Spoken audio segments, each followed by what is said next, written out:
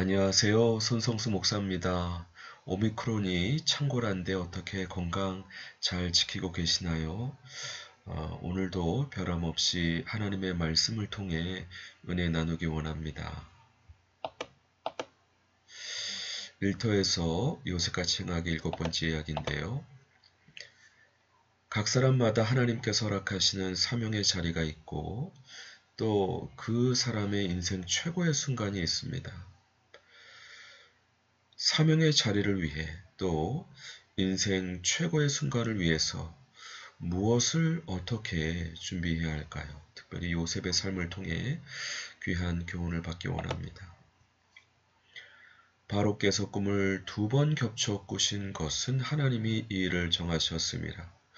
하나님이 능히 행하시리니 이제 바로께서는 명철하고 지혜 있는 사람을 택하여 애굽 땅을 다스리게 하시고 바로께서는 또 이같이 행하사 나라 안에 감독관들을 두어 그 7해 풍년에 애굽 땅의 5분의 1을 거두되 그들로 장차 올 풍년의 모든 곡식을 거두고 그 곡식을 바로의 손에 돌려 양식을 위하여 각 성읍에 쌓아두게 하소서. 이와 같이 그 곡물을 이 땅에 저장하여 애굽 땅에 임할 7해 흉년에 대비하시면 땅이 이 흉년으로 말미암아 망하지 아니하리이다. 요셉이 이집트 땅에서 그 누구도 해석하지 못했던 바로의 꿈을 너무나도 손쉽게 하나님의 감동으로 해석을 해서 앞으로 7년 풍년과 7년 흉년이 있을 터이니 명철한 자를 세우어서 그 7년 흉년을 대비해야 됩니다. 이야기한 내용입니다. 어떻게 누구도 하지 못했던 일을 요셉은 할 수 있었을까요? 하나님의 성령의 인도함을 받는 사람이었기 때문입니다. 요셉은 어렸을 때부터 꿈을 꾸었지요.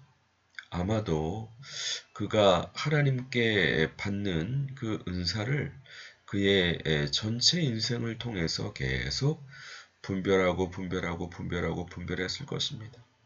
우리가 영어나 또 중국어, 외국어를 공부하는데 노력과 시간이 걸리는 것처럼 하나님께서 은사를 주시는데 그 은사를 바로 활용하는 부분에 있어서 은사를 주시는 것은 하나님이지만 그것을 보다 성숙하게 활용할 수 있는 것은 은사 개발인 것 같습니다. 하나님께서 주시는 사명의 자리에 가기 위해서 무엇보다 준비해야 될 것은 하나님께서 나에게 주신 그 은사를 바로 분별하고 또 개발하는 일이어야 되지 않을까 생각합니다. 고린전서 12장 말씀입니다. 각 사람에게 성령을 나타내심은 유익하게 하려 하심이라. 어떤 사람에게는 성령으로 말미암아 지혜의 말씀을, 어떤 사람에게는 같은 성령을 따라 지식의 말씀을, 다른 사람에게는 같은 성령으로 믿음을, 어떤 사람에게는 한 성령으로 병 고치는 은사를, 어떤 사람에게는 능력 행함을, 어떤 사람에게는 예언함을, 어떤 사람에게는 영들 분별함을, 다른 사람에게는 각종 방언 말함을, 어떤 사람에게는 방언들 통역함을 주시나니 이 모든 일은 같은 한 성령이 행하사 그의 뜻대로 각 사람에게 나누어 주시는 것이니라. 하나님은 신이십니다. 하나님의 그 지혜와 권능과 또 하나님의 말씀을 하나님의 백성들에게 허락하셔서 우리를 통해 사람들이 하나님의 능력과 지혜를 경험하게 하시기 원하십니다. 마찬가지로 하나님께서 요셉을 들어 쓰시기 위하여 오랜 기간 훈련하셨다가 딱 때가 되니까 이집트 왕 바로에게 인류 역사를 섭리하실 하나님의 꿈을 꾸게 하시고 그 꿈을 해석함으로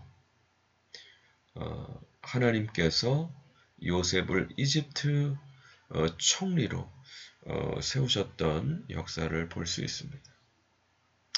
중요한 것은 늘 하나님께서 나를 위한 사명의 자리가 어디인지 깨닫고 준비를 하되 무엇보다 은사로 준비를 할 수 있어야 됩니다. 어떤 은사를 받았는지 또 그 은사를 보다 성숙하고 효과적으로 사용하기 위해서 얼마나 그 부분을 개발하고 훈련했는지. 두 번째는 재능 달란트 비유에서 나와 있는 것처럼 재능입니다. 사실 요셉이 형들에게 팔려서 노예 생활을 하면서 30세 때 총리로 갈 때까지 이 재능을 훈련했습니다. 보디발 장군 집에 집사로 또 감옥에 간수에게 인정받아 감옥 간수의 또 총무 역할을 하게 됩니다. 참 보잘것없는 일이라 무시할 수 있지만 그러나 그는 그에게 맡겨주신 일에 충성했을 때 작은 일에 충성했을 때 하나님께서 큰 것으로 맡겨주시는 은혜를 받을 수 있었습니다. 우리가 달란트 비유에서도 하나님께서 주신 이 달란트를 어떻게 남겼느냐에 따라서 미래가 결정됩니다. 운명의 사명의 자리는 현재 지금 내가 하고 있는 일과 연관이 있습니다. 맡겨주신 일에 얼마나 작은 일에 충성했느냐가 다음 단계의 나의 사명의 자리와 연결된다는 것입니다. 뿐만 아니라 성품 부분입니다. 사실 아직까지는 요셉이 은사와 재능으로 어디서 이와 같은 사람을 만날 수 있겠느냐.